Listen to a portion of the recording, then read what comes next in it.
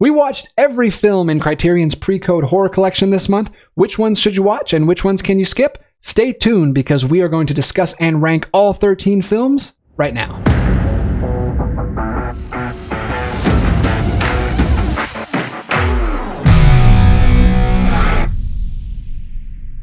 What's up, collectors, and welcome to our special Halloween episode of Films by Color. Some of you might know who we are dressed as. We are Paul Hackett and Gail from After Hours, which just joined the collection this year, played by the great Griffin Dunn and the wonderful Catherine O'Hara. But we are not here to talk about After Hours today. We are here to go through all 13 films in the pre-code horror collection that you can stream right now on Criterion Channel. We watched through all 13 of the films this month, and we're just going to rank them, starting with number 13 down to number 1. Yeah. Ready? Yeah. Let's do it. Number 13, we have, sadly, The Raven is in our 13th spot. I had a lot of high hopes for this one. This one is based on the works of Edgar Allan Poe, which I love. And it also has both Bela Lugosi and Boris Karloff on screen together, which is really good. But I feel like the story for this one just didn't really work for us. Maybe we would have liked it better if we had not just watched the film that we'll talk about in a minute before this that also has Bela Lugosi and Boris Karloff in it. So that had already kind of worn off. This is the last film on the list. Maybe we were just tired at the end. Maybe we were just worn out.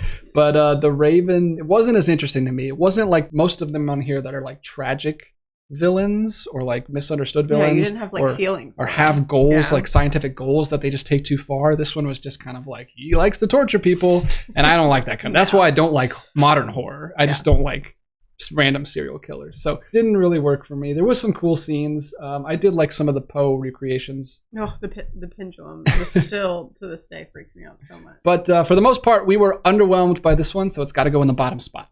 Yeah. Number 12, moving up the list, but films that we still didn't love. We have here Murders in the Zoo, which another one that had such high potential that I was really looking forward to and just didn't hit the mark for me. It's just not what I expected it to It's be. not at all what I expected. I expected minor spoilers, I guess, but I expected, because the zoo is such a cool setting for like a serial killer like hideout. I thought he was going to have like a base in a zoo that he owned, and he was going to be like, just going to like get rid of murders bodies. are happening there. But this is more just like a crime story where all the murders happen to take place in a zoo. Yeah, basically, it's just not what I was expecting. But I mean. And some of the murders are interesting, but some of them are just kind of boring. I don't know. Yeah, and the killer's motive doesn't really make sense to me.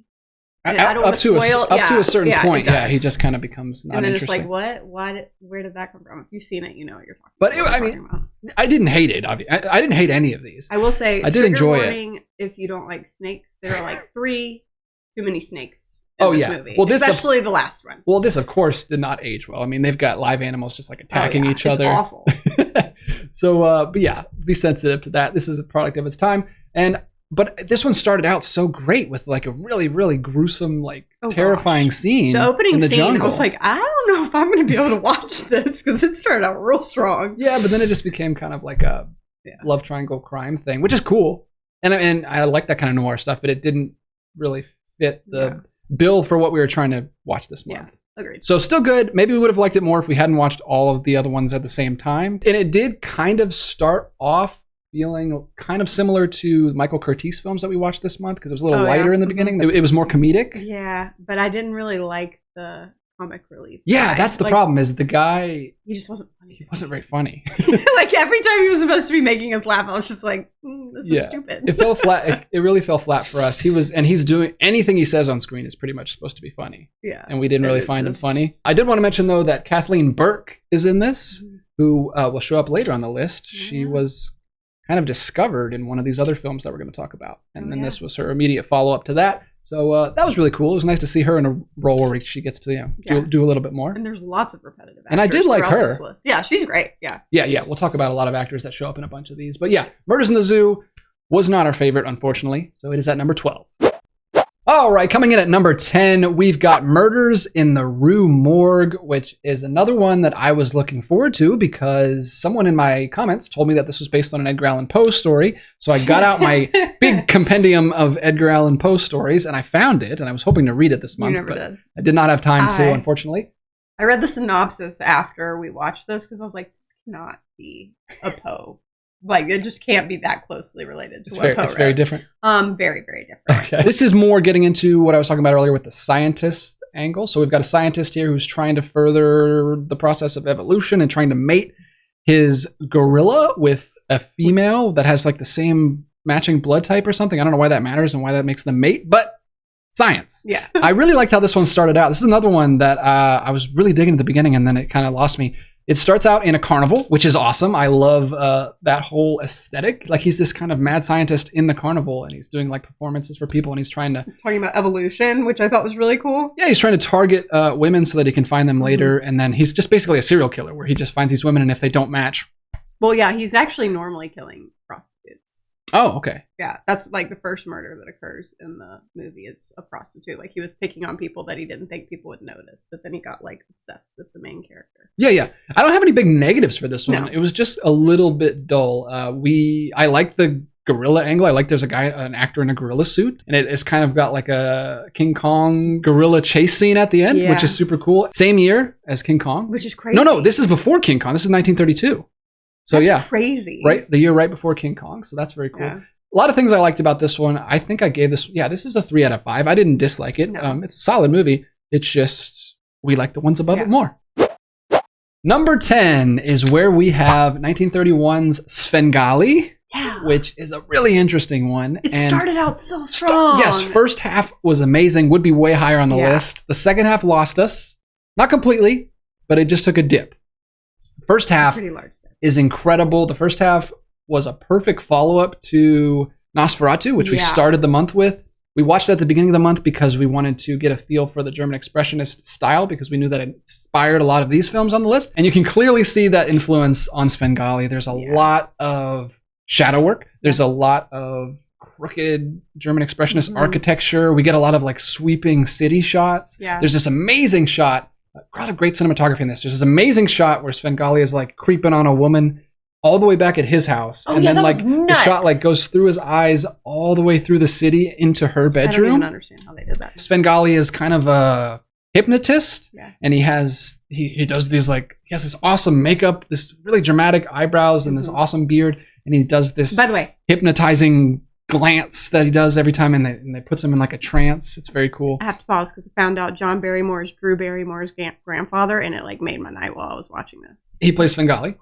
He's the best part. Yeah, he's great. We loved him. I liked her too, though. She was really great to me too. She's really good. The whole beginning is it's great. It's so delightfully over the top, and it's like goofy in the right ways, and it was genuinely funny. I don't know. And then the second half just gets so serious and really tries to make him like a tragic character, and he stops being over the top, and it's just like super serious, and it tries to go for like an emotional gut punch at the end, and we were just like very dissatisfying. Yeah. So I don't know. Maybe we just need to watch it again. Also, can we talk about the bathtub prank? The worst prank of all time in this movie. What are you talking about? When they like leave him in the bathtub. Oh, in their own house, and they're like, and they take his clothes. What's he gonna do? And then he just steals all their money and leaves, and they're like, "Oh darn!" He takes their clothes too. I don't understand what they thought was gonna happen. Yeah, it was fun in the beginning. I don't know. Yeah, I feel like it just didn't live up to the first half. I think it's worth a watch if you want to see it. It is towards the bottom of our list, but that's because we're about to talk about some really great movies. Number 9 is Michael Curtiz's 1933 film Mystery of the Wax Museum. This is the first of 2 Michael Curtiz films that are in this collection. We like the other one a little bit better, so we're going to talk about Mystery of the Wax Museum first. What did you think about this one? This one was murder mystery, which you like. Which I do like. And I will say it had twists and turns that I didn't necessarily see coming, which is good for a film, because normally I can see the ending a mile away. You can usually, you've watched so many movies, you usually know. Way before me, I just let the movie take me where it wants, but you're always trying to figure stuff out. To figure things out. And it was every bit as creepy as I thought it would be with the whole like wax figures. This made better use of the location than the murders in the zoo, I thought. Yeah, agreed. I think this was, you couldn't tell this without the Wax Museum. It's very central to the plot and the machinations of the evil villain guy. Also, I knew nothing about this going in, so like the way that they took this was truly horrifying, and really did shock me. And this one, the villain is more tragic and much more relatable and tragic. You understand where he comes from. I don't like him very much, but I at least kind of understand how he got that way. Both of Michael Curtiz's films from this collection are shot in two-tone Technicolor, which is very cool. Everything else in this list is black and white, but these two are in color and red-green Technicolor. So it's just basically a lot of orange and greens. But it looks awesome. I think the other one makes a little bit better use of the Technicolor, but this one still looks pretty good too. I will say the best thing about this one is the reporter. It's a female-led film. Yeah. She's a reporter trying to she's trying to investigate the murders, and great. She is hilarious. She's actually really good. She kind of has what's that movie called? His Girl Friday? Yes. That's what I was thinking. I can't remember who that actress is, but yeah, she has that vibe. Feels very much like she's ripped out of His Girl Friday. She's great. She's the best part. I didn't really find any of the other characters anywhere near as interesting as her. No. I think she's definitely the standout. And that's why the film is as low as it is on the list, just because I didn't connect with the rest of it. But location is great. Villain is pretty cool. Oh. Michael Curtiz's direction is awesome. And that actress, Glenda Farrell, is that who's playing her? Yes, Glenda Farrell is fantastic. She's the best part. There is also, I think this is the first one that we've talked about that has this theme of like the assistant that's like a mute, grunting man. And I just thought that was funny that kept appearing over and over throughout all these movies. Like that was just like a thing that kept happening. People were scared of them at that time, I guess. Like people were scared of people with disabilities. Like bearded disabled people apparently were horrifying because they're all over the place in these movies.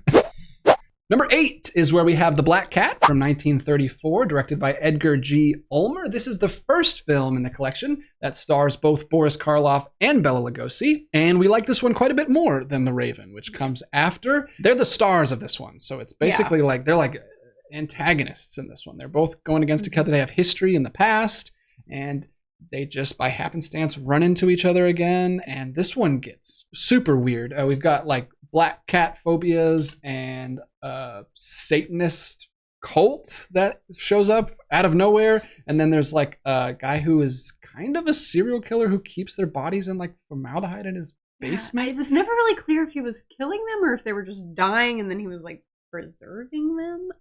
There's a lot of stuff going on. It starts off kind of comedically with a newlywed couple who is on their honeymoon. Worst honeymoon ever. And this is absolutely the worst honeymoon ever. They run into Bela Lugosi on the train, and then they end up going to Boris Karloff's house, which looks incredible. It's crazy. The architecture looks like he plays an architect, so it makes sense. But it looks like it was straight out of the 70s. It's even like mid-century modern. It's beautiful. Like I would live there today. I still don't understand.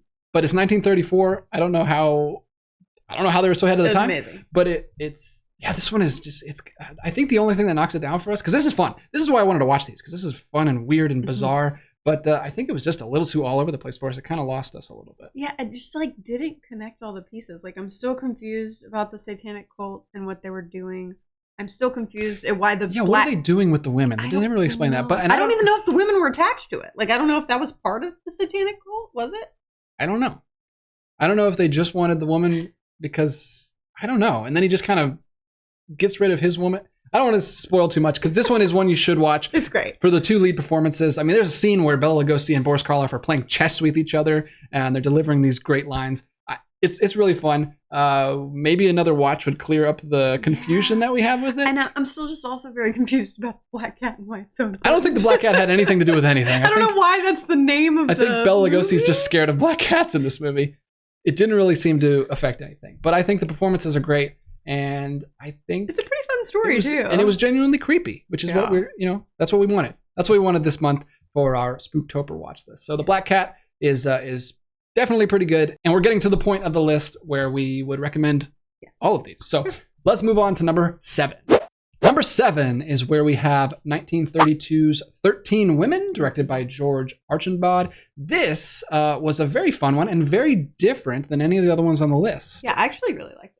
This one is great, and it stars a female villain. It was horrifying. So yeah, she's very, very creepy. Psychopath. So there's a main Swami who is doing horoscopes for people, but he's kind of being manipulated by his assistant, who is trying to get back at, and this probably touched a little too close to home for you, but she's trying to get back at her sorority, right? No, she wasn't in the sorority. She didn't. She got cut. She didn't make the sorority, accepted. And she is one by one, serial killer style, picking off all of the 13 women with the power of suggestion. Yes, with suggestion. So cool. So she doesn't actually do any of the killings, but she gives them their horoscope and convinces them that they are going to die, and by doing that, she actually causes it. It's like a That's So Raven episode.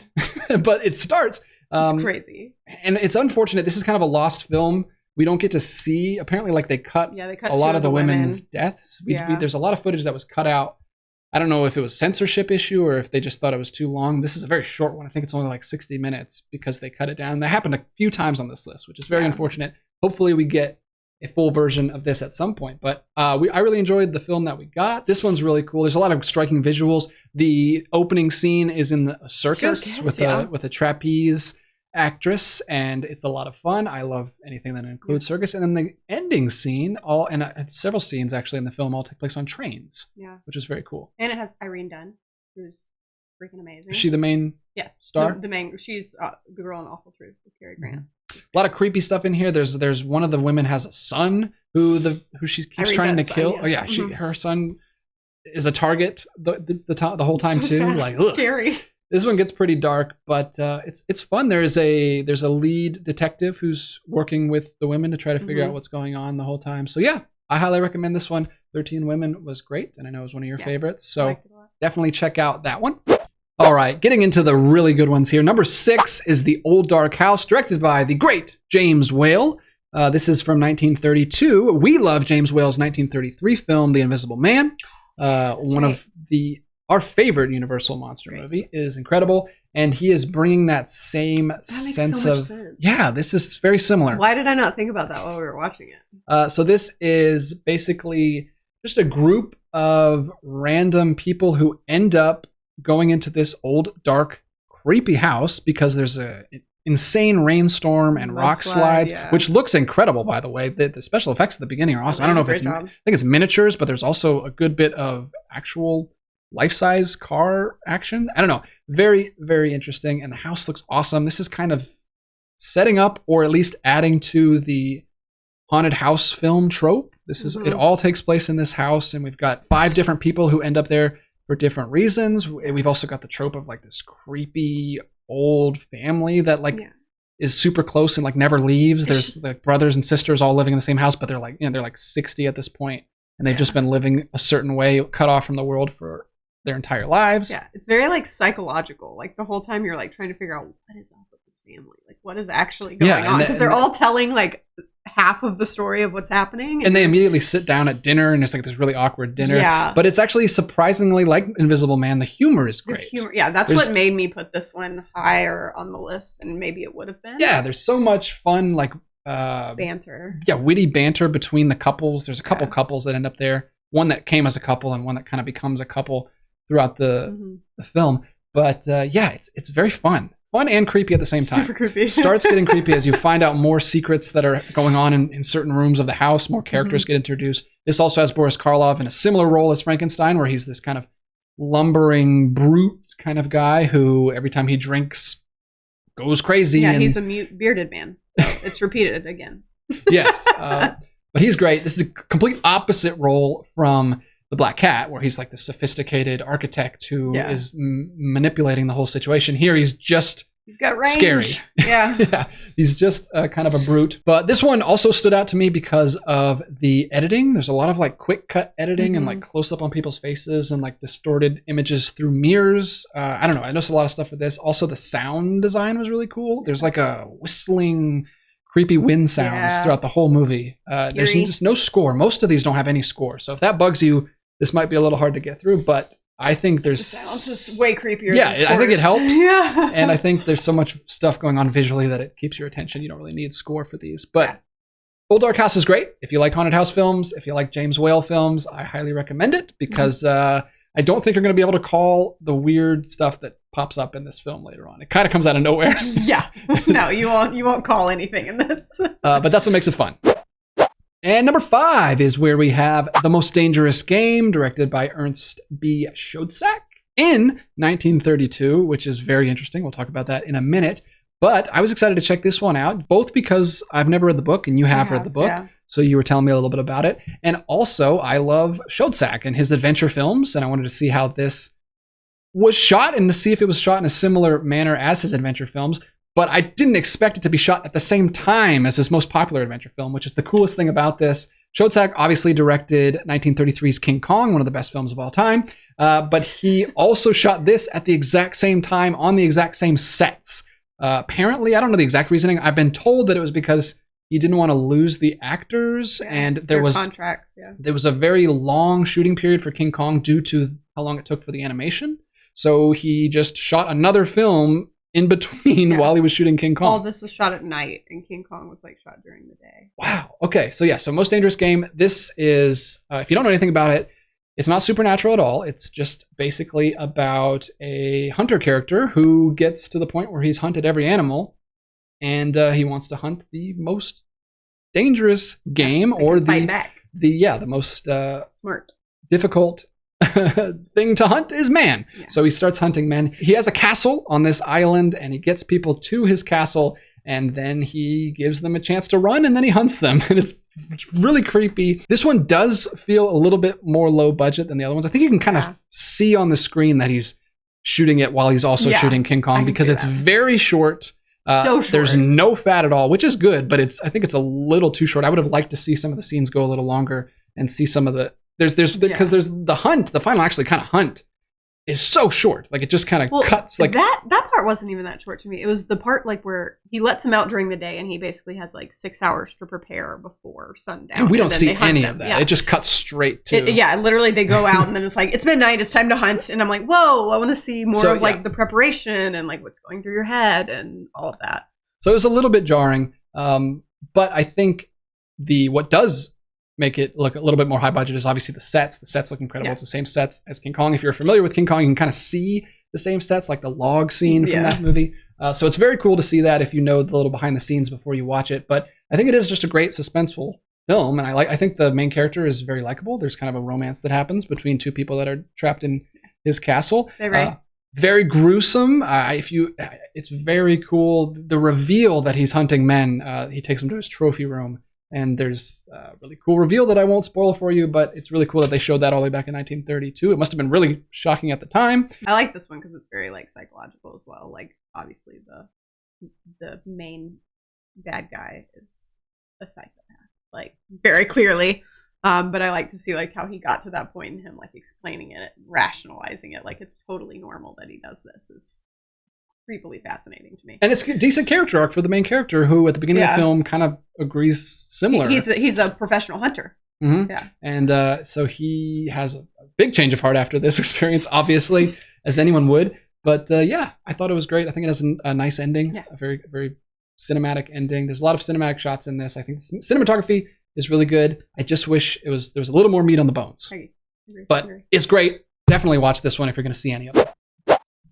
All right, we are on the top 4. And for number 4, this is where we put Michael Curtiz's other film. This one's from 1932, and it's called Dr. X. And this is the one from him that we liked a lot more. This we love this one. This one was like really, really fun, especially when you're watching through these in order. This is kind of a breath of fresh air. This one was very comedic. A wisecracking New York reporter intrudes on a research scientist's quest to unmask the Moon Killer. So this one, both of Michael Curtiz's films, very similar. You've got wisecracking reporter, this one male, next one female. They're both trying to uncover like a mystery that involves a serial killer. Yeah. And they're both shot in 2-color Technicolor. This is also in red, green Technicolor. This one looks amazing. I didn't know that when we watched it at first, and I thought it was just like a really stylistic choice to use so much green lighting, and it looked really cool, and I was like very impressed. But even still, it looks great. There's only one scene, I think, where the Technicolor stands out. Everything else just looks intentional. There's one scene on a beach where it's like really washed out in green and orange, and like that stands out a little bit. But everything else is shot in shadows and silhouettes and at night, and it looks really good in the green color. It's beautiful. It looks so cool. This one we found a lot funnier than, I think this is probably the one that we laughed at the most, I think. And this one is just delightfully over the top with the villain. I mean, the villain reveal is incredible. Very haunting, very creepy, but just in all the right ways. This one, like I said, it's top 4. We loved it. Highly recommend checking out Dr. Actually, X. you know what I just realized? It uses wax figures in this. Like when they're recreating the murders to try to like figure out who the murderer is, they have like wax figurines in it. You're right. Maybe this gave him a little bit of the idea for the next one. That. There's another connection between the two. So Michael Curtiz's films in this collection are very cool, and we didn't mention this last time, but this one has it as well. This one even more so. The set design is incredible. These so cool. Like there's like this morgue. The houses are like freaking crazy. Yeah, and the secret labs of these villains just go on and on and on. They'll do like these long tracking shots that take you through the whole set, and it all looks amazing. And there's some really cool makeup in this one too, as well, with the villain. Yep. And I forgot the other funny character is the maid. She's freaking hilarious.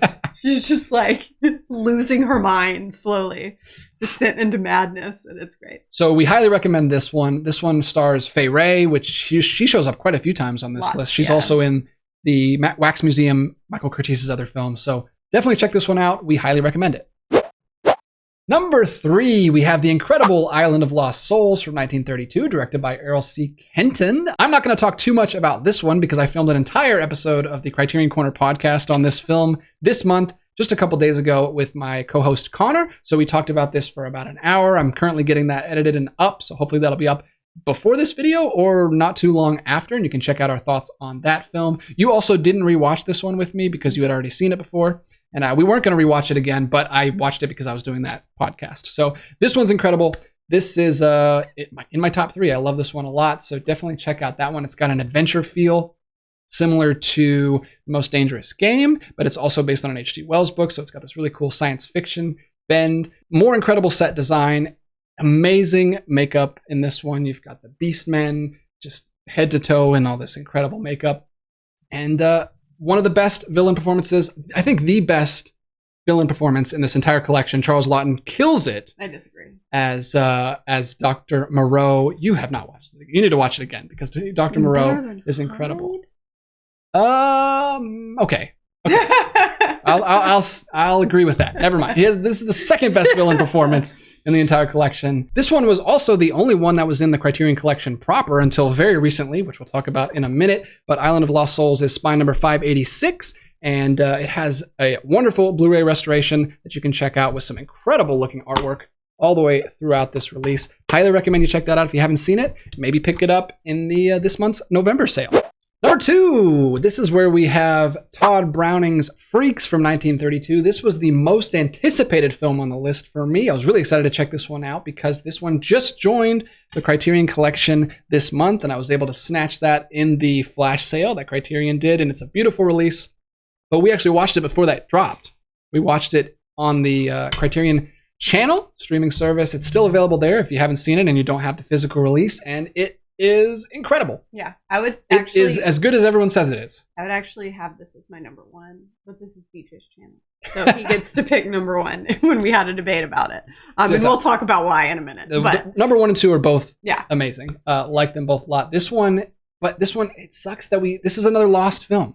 We've lost apparently 30 minutes of this film, which is so depressing because I really want to see it completed. Maybe someday we'll finally find those lost parts. Probably not very likely at this point. But Freaks is amazing. Freaks is about a circus family of... It's a full circus, but this specific family that we're kind of following is like the freak show act. Yeah. And you've got some disabilities and some deformities, and there's this kind of really sweet lady who's like taking care of all of them. How would you describe it? It's like a con story. It is a con story. We've got another female villain in this who is trying to get the inheritance of one of the freaks. She is just the most despicable human being of all time.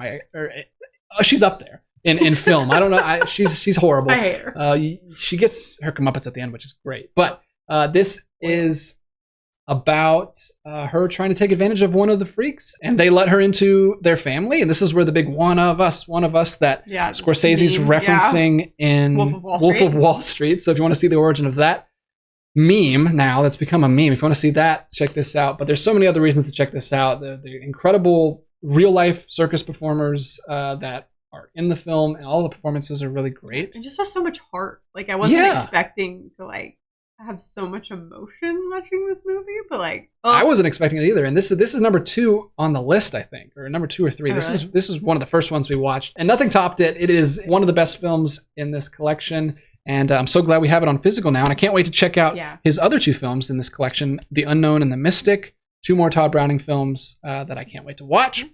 Highly recommend you check out Freaks. It's streaming on the channel. It's on physical release from Criterion. Maybe get it in the November Barnes & Noble sale if you don't have it yet, because I don't think you'll be disappointed. And our number 1 favorite on the entire collection, 13 films. This one is the top. If you don't watch any of these films, please watch this one, because I think this one has aged wonderfully, and I think it is an incredibly made film. This is from director Ruben Mamoulian. This is the first film on the collection that came out swinging. This is all the way back from 1931. This is Dr. Jekyll, or Dr. Jekyll, as they say, which I've never heard it pronounced that way. Dr. Jekyll and Mr. Hyde from 1931, which is a film that I've wanted to watch for so long, and I just haven't been able to get my hands on it. It's never streaming, so I'm very glad that Criterion got the rights to it so they could put it in this collection, and I can't wait to get the Warner Archive Blu-ray that is out, because I want to watch this film again. This is going to be in the rotation for Halloween. Not for me. Not for you. This one was a little too close to home for you. Yeah, Miriam Hopkins is incredible performance. Incredible. However, her performance is so good that it definitely triggered me with some personal trauma that I've had in my life. And because of that, I will probably not be rewatching this one with you. But also because of that, I realize how good this film is and how wonderful she is, because she put me in that place, man. She took me back and was phenomenal. Oh yeah. I would love to see more with her in it. So if anybody knows any more movies with her in it, I'd love some suggestions there, because she's great. Yeah, Miriam Hopkins is awesome, and Frederick March is incredible. Frederick March is the lead, plays both Dr. Jekyll and Mr. Hyde, and completely different performances for both of them. He's such a good villain, because the character is having fun and all over the top and just insane, but you're not having fun watching him, because he's genuinely terrifying. He's scaring himself.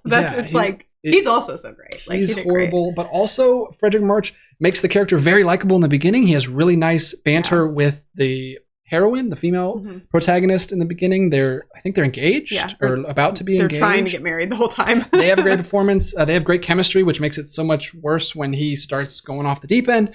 The special effects in this movie are wonderful. Like, I don't even understand how they got the transformation shots. That mirror shot where he's like, where was the camera? The transformation, the mirror stuff is awesome. All the transformations are like flawless. They match the shots so well. Like, you can barely see the cuts. I mean, I know where they are, but it doesn't show on the screen. It looks so good. The makeup looks so good. Mr. Hyde he's got the iconic look with the top hat and the cape and the cane.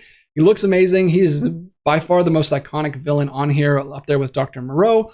And also, this is like a DJ movie, like through and through. Like, there's stunts. There's incredible stunts where Hyde is like always bouncing around like a frogman. Yeah, what? He's flipping around. There's incredible set designs with all of the beakers, and like Dr. Jekyll's laboratory's got beakers, test tubes, and everything running everywhere. I loved everything about this. That's why it's my number 1 on the list. Please check out Dr. Jekyll and Mr. Hyde from 1931 if you haven't seen it. I haven't seen the 1940s version. I've heard that one's really good as well, but I can highly recommend the version from 1931, because it is awesome, and I think everything about it works. I don't have any big negatives. I know it was hard for you to watch. It's so great, though. But the filmmaking is top notch. Yeah. It's absolutely incredible. So you don't have too big of a gripe with me for putting it at number 1. No. It would be around your top 3, probably. Yeah, I mean, I still gave it, really, I can't remember what I gave it. I think I gave it like 3.5. But if it weren't for the trigger, it probably would have been like a 4.5. Yeah, it can, and even for me, obviously, I haven't had that same experience, but it can be hard. It was hard to watch for me too.